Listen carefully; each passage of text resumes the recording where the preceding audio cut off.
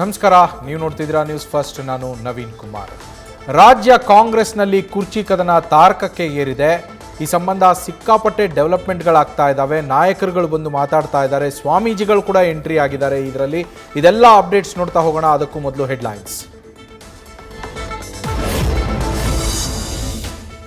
ಕಾಂಗ್ರೆಸ್ ಪಾಳಯದಲ್ಲಿ ತಾರಕಕ್ಕೆ ಏರಿರುವ ಕುರ್ಚಿ ಕಾಳಗ, ತೀವ್ರ ಕುತೂಹಲ ಮೂಡಿಸಿದ ಸಿಎಂ ಡಿಸಿಎಂ ನಡೆ.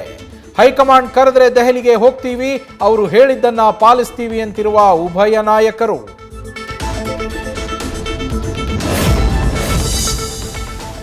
ನಿನ್ನೆಯ ಕಾರ್ಯಕ್ರಮಗಳಲ್ಲಿ ಒಟ್ಟಿಗೆ ಕಾಣಿಸದ ಸಿಎಂ ಡಿಸಿಎಂ. ಇವತ್ತು ಸಚಿವ ಸಂಪುಟ ಸಭೆಯಲ್ಲಿ ಸಿದ್ದರಾಮಯ್ಯ ಡಿಕೆ ಶಿವಕುಮಾರ್ ಮುಖಾಮುಖಿ. ಇಬ್ಬರ ಮುಂದಿನ ತಂತ್ರಗಳೇನು ಅನ್ನೋ ಬಗ್ಗೆ ಕೈಪಡೆಯಲ್ಲೇ ಚರ್ಚೆ.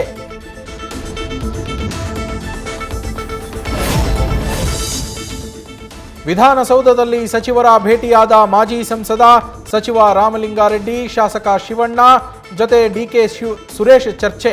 ಕುತೂಹಲವನ್ನ ಹೆಚ್ಚಿಸಿರುವ ಡಿಕೆ ಬ್ರದರ್ಸ್ ರಣತಂತ್ರ.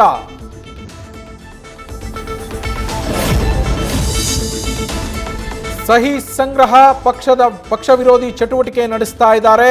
ಜೈಲಿಗೆ ಹೋಗಿ ಸಹಿ ಸಂಗ್ರಹಿಸಿದ್ದರ ಬಗ್ಗೆ ಸಿಎಂ ಎದುರು ಅಸಮಾಧಾನ ಹೊರಹಾಕಿದ ಅಹಿಂದ ಸಚಿವರು. ಡಿಕೆಶಿ ವಿರುದ್ಧ ಹೈಕಮಾಂಡ್ಗೆ ಚಾರ್ಜ್ ಶೀಟ್ ಸಲ್ಲಿಸೋದಕ್ಕೂ ನಿರ್ಧಾರ.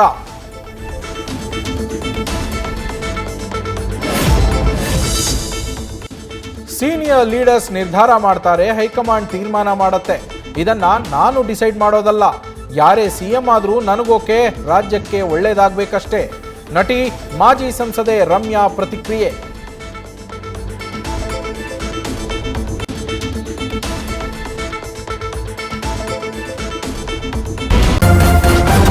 ನ್ಯೂಸ್ ಫಸ್ಟ್, ನಿರ್ಭೀತಿಯಿಂದ ನಿಮ್ಮ ಪರವಾಗಿ.